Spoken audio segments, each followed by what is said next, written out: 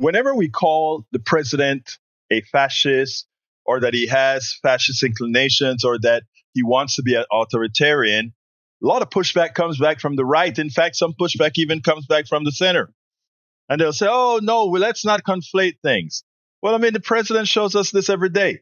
I want you to see how he insults this reporter, calls out this reporter, then puts it's actually not just a reporter, it's an ABC reporter. He goes ahead and he puts ABC's license, said he should take away ABC's license to transmit. I want you to listen to how this went down, and then I want to say a few things on the other side. Mr. President, why wait for Congress to release the Epstein files? Why not just do it now? It's not the question that I mind, it's your attitude. I think you are a terrible reporter. It's the way you ask these questions. You start off with a man who's highly respected, asking him a horrible, insubordinate, and just a terrible question. And you could even ask that same exact question nicely. You're all psyched up. Somebody psychs you over at ABC. They're going to psych it. You're a terrible person and a terrible reporter.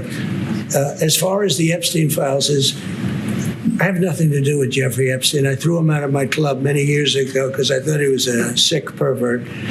But I guess I turned out to be right. But, and what the Epstein is a Democrat hoax to try and get me not to be able to talk about the $21 trillion that I talked about today. It's a hoax. And ABC's, your company, your crappy company is one of the perpetrators. And I'll tell you something.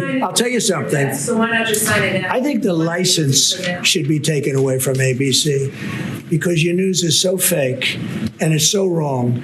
And we have a great commissioner, the chairman, who should look at that, because I think when you come in and when you're 97% negative to Trump and then Trump wins the election in a landslide, that means obviously your news is not credible and you're not credible as a reporter. So I've answered your questions and you're not after the radical left because you're a radical left network. But I think the way you ask a question with the anger and the meanness is terrible. You ought to go back and learn how to be a reporter. No more questions from you.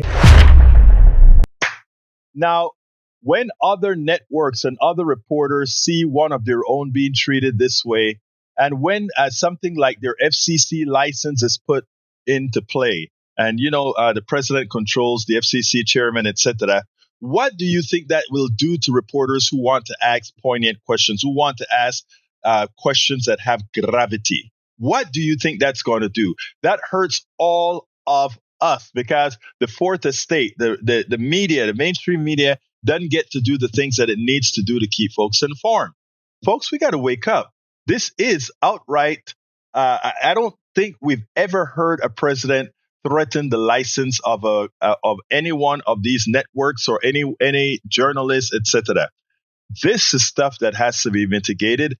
This is why come 2026, a landslide is imperative to completely neuter this wannabe tin pen dictator that is nothing more than a paper tiger. It's on you.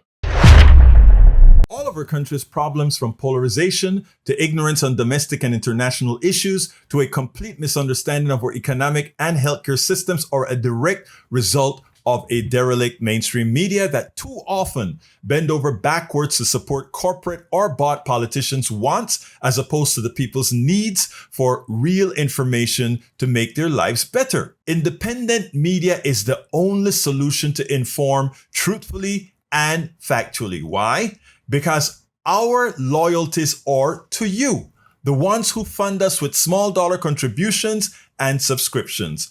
Please consider supporting our independent media platforms by subscribing to our Egberto Off the Record newsletter at politicsdoneright.com/newsletter. Again, that is politicsdoneright.com/newsletter. It's an investment that pays incalculable dividends.